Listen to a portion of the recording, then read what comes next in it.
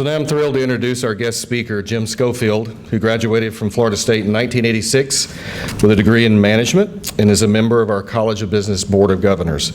We're looking forward to hearing from Jim because he has succeeded in every position he's held at some of the largest and best-run companies in the world. He is a thought leader in his field, and I think you'll be inspired by his insights. After graduating from FSU, Jim went on to earn his MBA with a focus on finance and management information systems in 1988 from a little school up the road called Georgia Tech.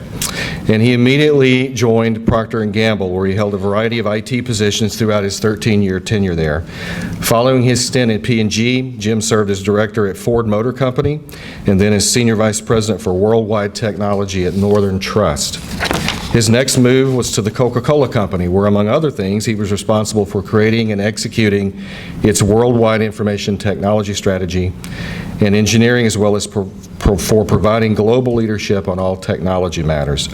That route took him to his current position at Nike's headquarters in Oregon, where he leads the company's technology strategy for growth as the Global Chief Information Officer. We're very proud of Jim's success and thrilled he's agreed to come back to campus to be with us today, and I think you will be too. Please help me welcome Jim Scholefield.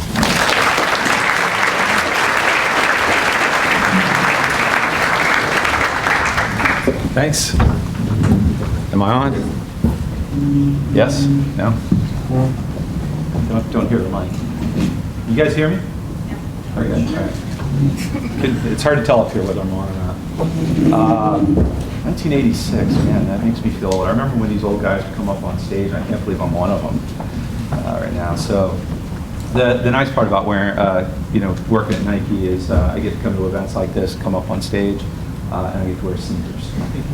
It gives me a license to wear kind of whatever I want, things like this. I think hopefully all of you have heard of Nike, but just in case you're not quite sure what we do, a little bit of video for you.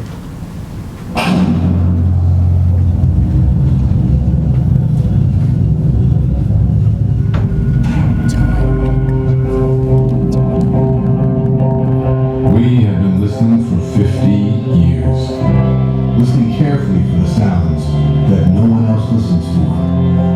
What do inches sound like? What do seconds sound like? What about pain? Glory? How about losing? The sound of winning? We love the sound of winning. So we listen first, then we make. We make with our hands, with our own materials, in our own laboratories and workshops. Then we listen more closely. We make again. We break more passionately. And do it over and over until for a moment it's perfect. And then it's like it never happened. We gather up the inventors, the creators, and the believers, and we cut them loose without rules. Just a shared common goal. We believe that when we listen with our final destination in mind, when we make with complete freedom, when we break without fear, this is how we find the next thing. The leap forward, the game changer. We listen, we make, we break together. Then we start it all over again.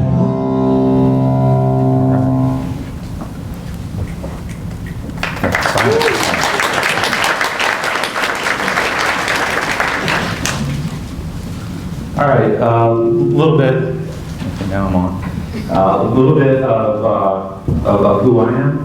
How to end up at Florida State, and probably it's interesting when you go down a little bit. It's interesting when you kind of look back at how you end up at different places. I actually grew up in New Jersey. I was registered to go to school at Rutgers in New Jersey, and my senior year of high school, my dad got transferred to Thomasville, Georgia.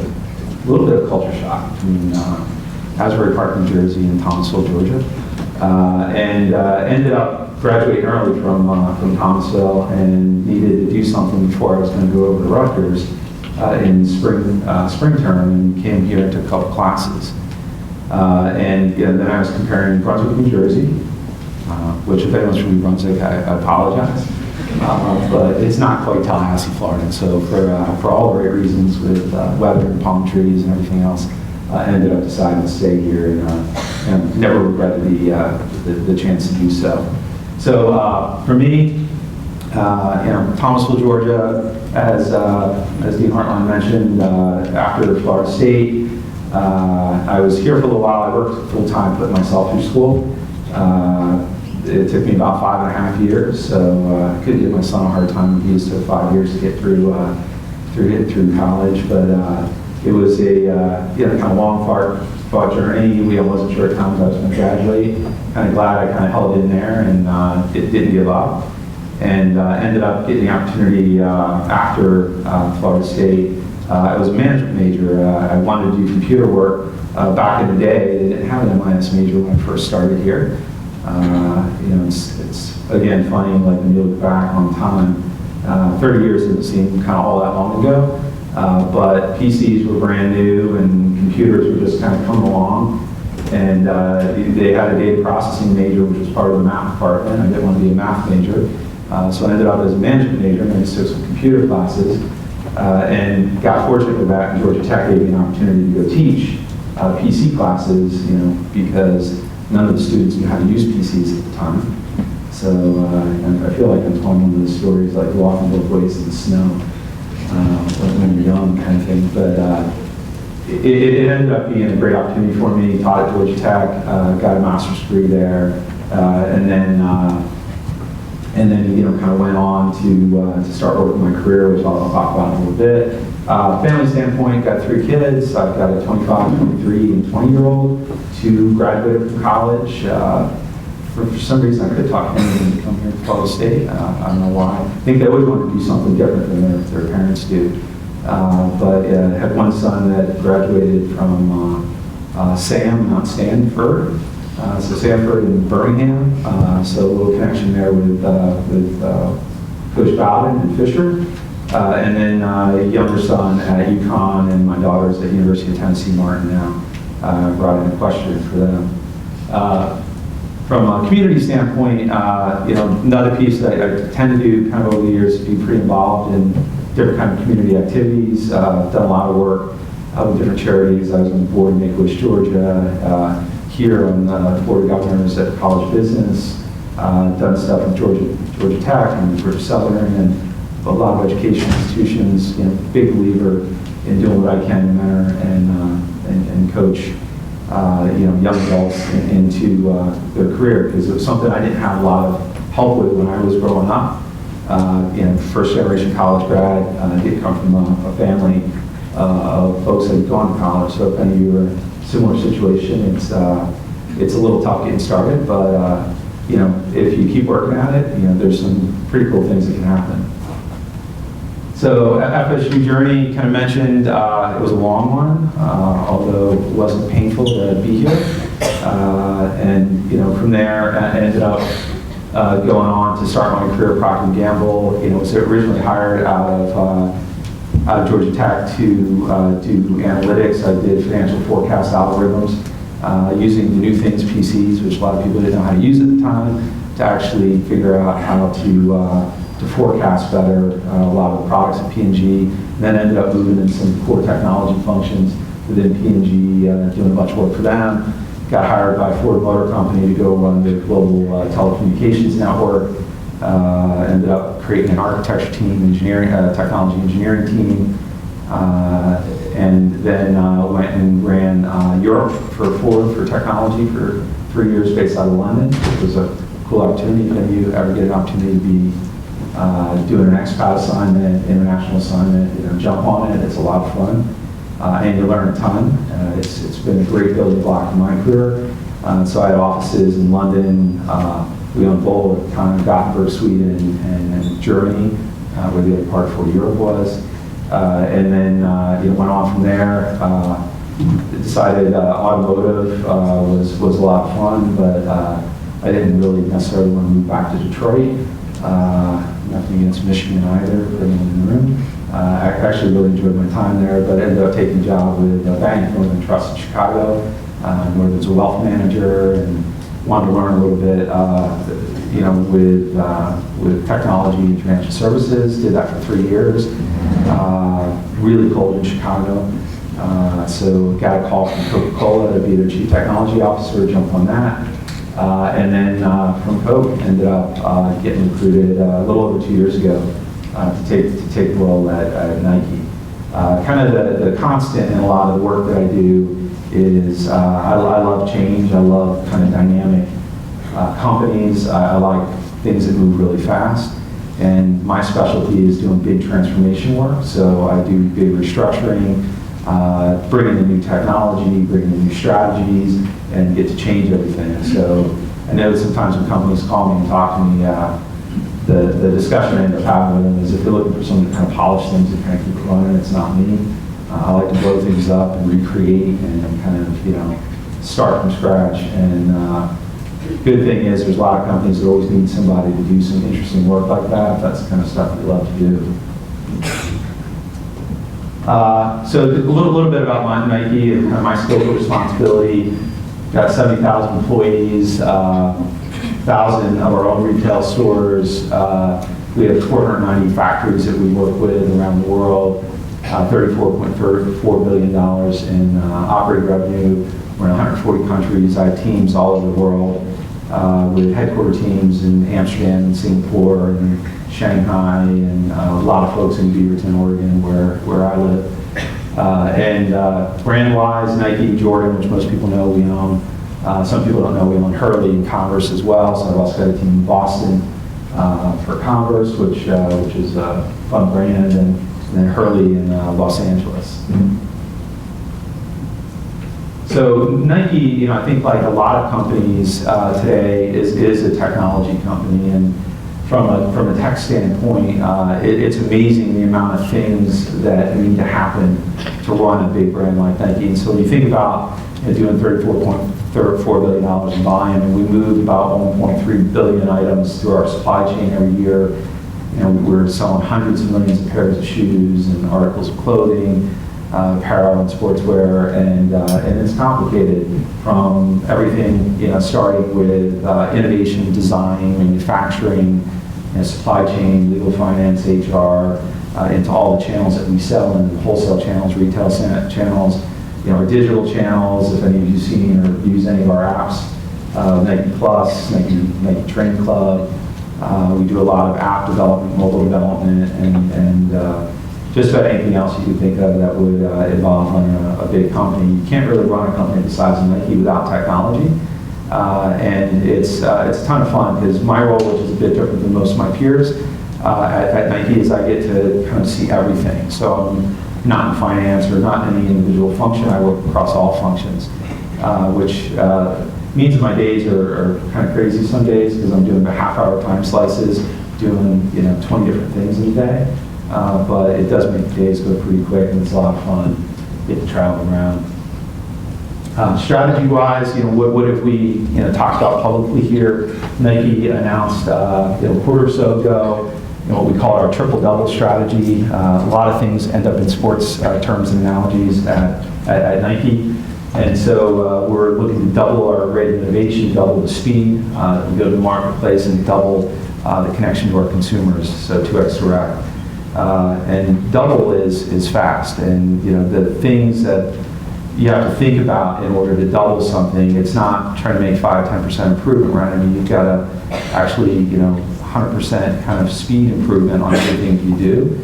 And putting that in sports terms, and when we start thinking about things like doing a marathon, and I don't know if any of you saw our Breaking 2 initiative. We were trying to break the 2-hour marathon, missed it by a little bit, got 2 hours and 25 seconds with some of our elite athletes.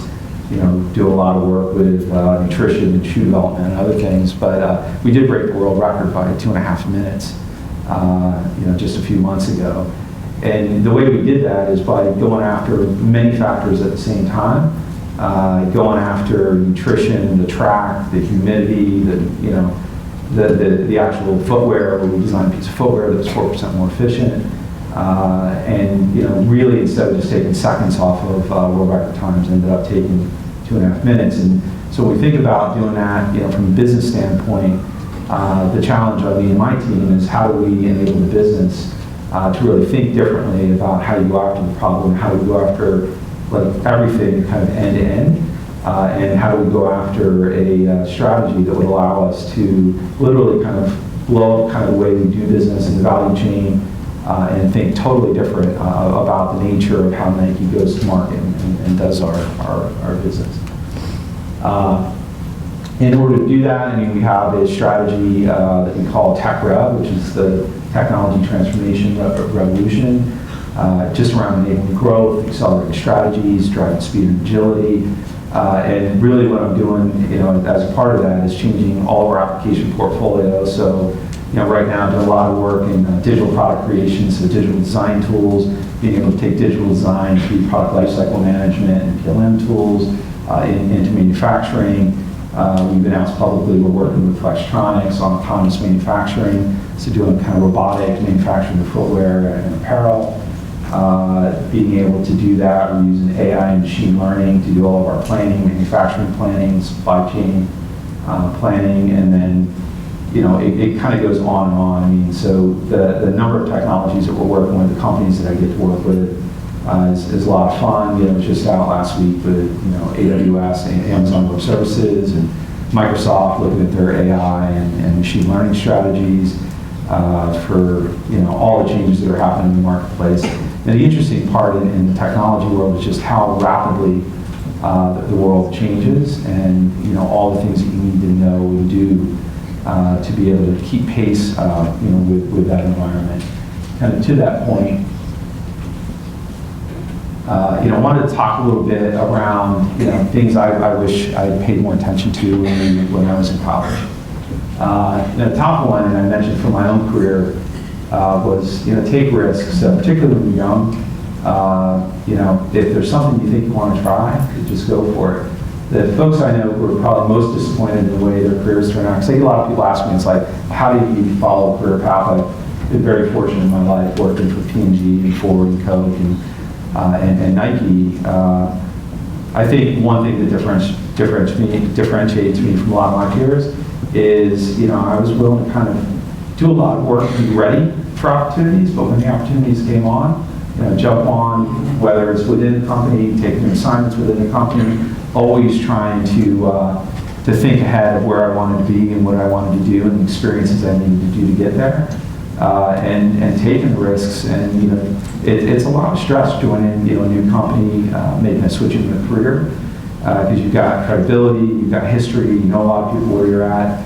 But sometimes that switch is important to keep driving your career ahead. I'm not saying you have to job hop all the time. It's not like you can't do that in a single company, but you really got to shake it up and keep it moving. And I think for me, the probably single biggest factor in my career is I've always been willing to kind of try something different, take a risk, do a job that I didn't know how to do, and really keep pushing myself to learn and develop. Relationships are important, so the folks that you know here in school, you'll be surprised by how many people you run into in the future. A lot of the folks that I know from 30 years ago, folks I went to school with, started my first job with, are still my friends, and some of them are CEOs of companies or in suppliers that I work with, or other related fields where you end up running into a lot of the same folks and helping each other, supporting each other, being able to get things done. So think about the people that you know and the relationships that you have, and so from here, and then when you go into companies, maintaining those connections, maintaining those relationships, don't burn the bridges, and keep the friends around you who are going to support you out in the future, because it is amazing how small, the world's a big place, but in companies and industries, it's not overly large, and it's amazing how many times you run into the same people who you worked with 10 years ago, and all of a sudden, they're at a company that you're doing work with, or at a peer that you're doing information sharing and helping each other. A relationship, super important. The learning doesn't stop, so you also hate to say when you get out of college, it's not done, particularly in a field like mine in technology. If you stop learning, your career is going to be done in probably 5 to 10 years. Because truthfully, I learned a lot of great stuff at Florida State and Georgia Tech, but what I do now has not a lot of relation, from a technology standpoint, the things I learned when I was in school. I mean, my world switches like every 2 or 3 years, and if I don't stay, current on what those new technologies are and what's happening in the marketplace, your information gets dated really quick, and it's really hard to be competitive in the environment, and go for those next new jobs. Think globally. The world's a big place, and I've had the opportunity to travel all over the world and go to a lot of different places and trying to learn and understand, what and how people think in different arenas. Lived in Europe for a while has really helped me understand, our consumers better, our company better, companies I deal with better, and just ends up being a lot of fun, truthfully, too, if you really embrace it and get out there. And then the be true to yourself. I mean, be authentic, don't forget who you are. One thing I try to do all the time is remind myself, as I mentioned earlier, I'm a first-generation college grad.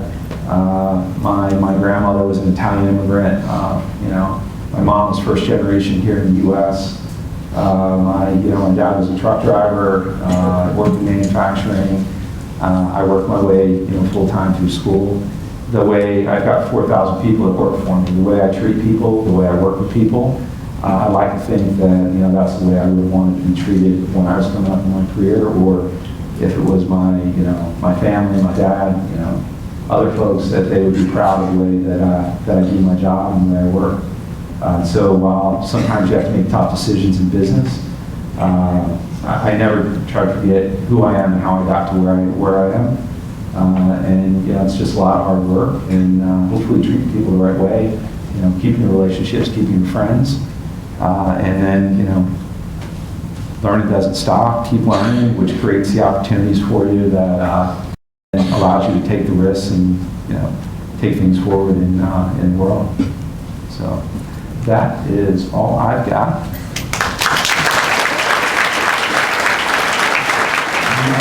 I will be around for the rest of the event, and happy to chat with anyone that would like to talk. We'll take a few questions. Yeah, I'm happy to take a few questions. For anyone, I know I talked to some classes yesterday, you'll know that I can talk for a long time about anything. Yeah. So, with the recent breach that took place at Equifax, how is Nike responding to that? Just given that it's such a substantial event, an incident in the tech space.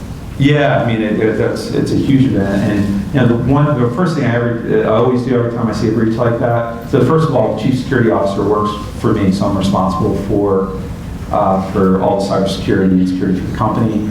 I'm actually in a board meeting tomorrow with our audit committee, and I know this will be a big question for our audit committee, who's responsible for looking at risk. The first thing we do is learn and understand what happened in the breach. And the breach was actually a pretty simple thing. They didn't patch their software and stay up to date. Unfortunately, as a result of that, one of the things that it's kind of a high-risk job as a CIO if you don't pay a lot of attention in that space is if you look a couple of days after that breach was announced, they also announced that the CIO and the CISO retired, which I'm sure is a euphemism for they were asked to retire.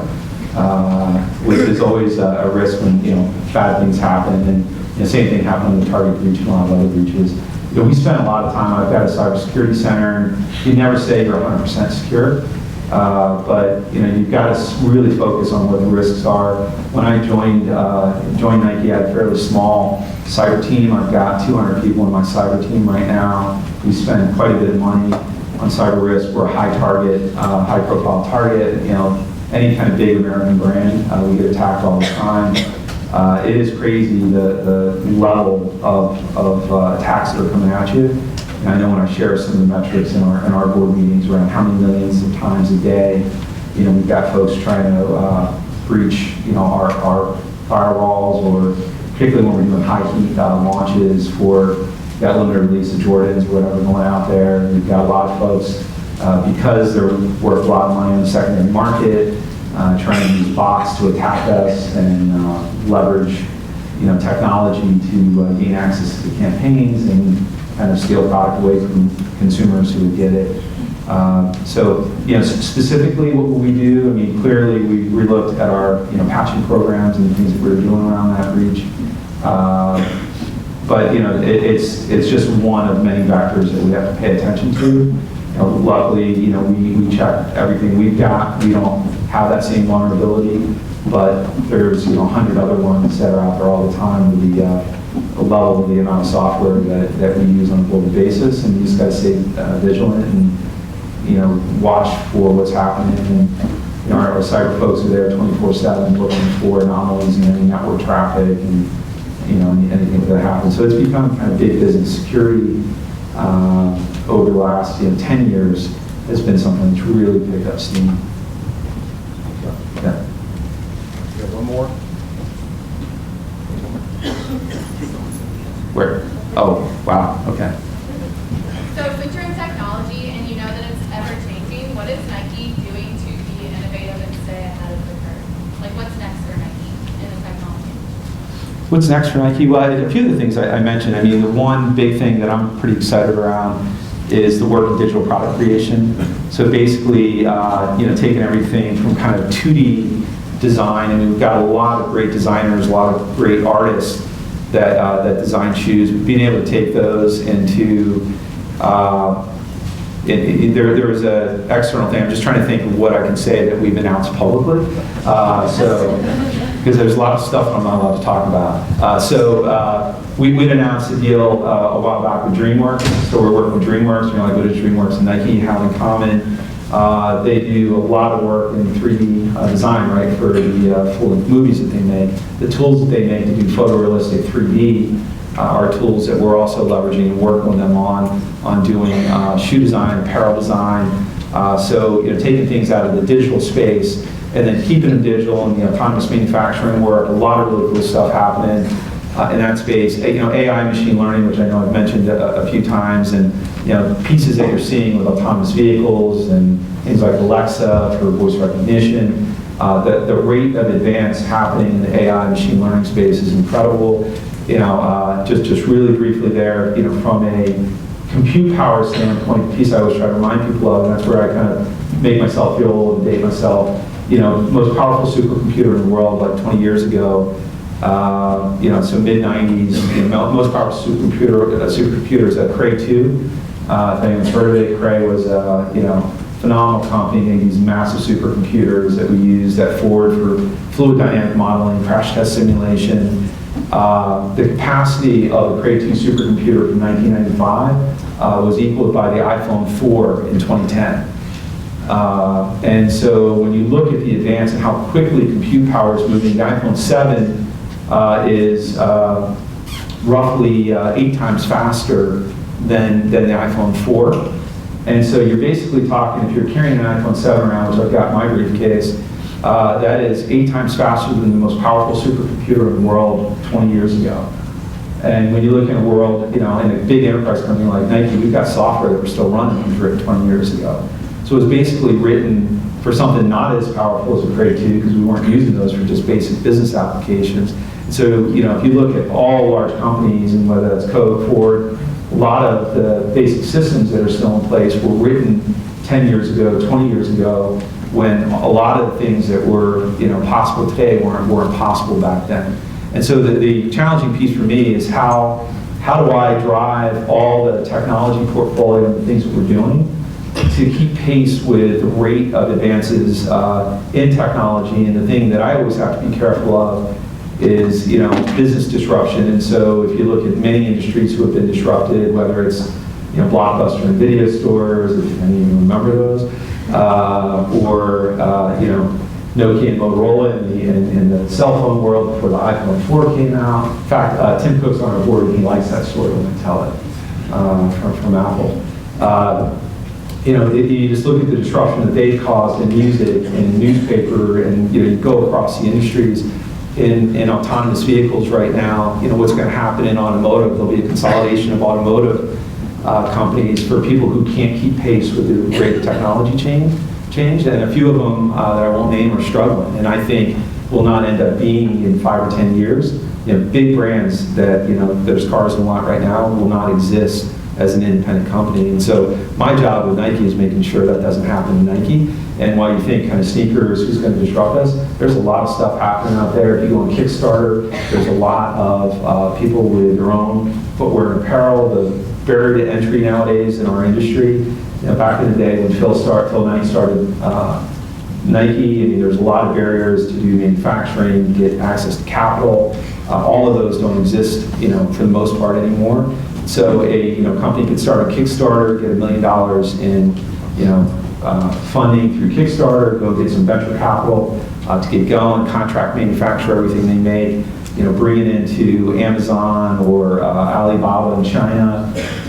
You get, with 2 or 3 different global suppliers with Zalando in Europe, you basically can get 80% distribution around the world, and you could have a multi-billion-dollar brand before you know it. And so for me, I know it's kind of a long answer. The problem is it's that wide. I mean, you've got to really get in front of everything and leverage every new piece of technology and every new piece of capabilities. And that's kind of what I'm responsible for doing. When I was brought into Nike, it was to build that engine that allows us to grow and achieve our goals for 2020, 2025, 2030. And so what I'm looking at is what's happening over the next 10 years. Great. Take another one, or? We're out of time. We're out of time. All right, sorry. Thank you, Jim. You can talk to me after. Yeah.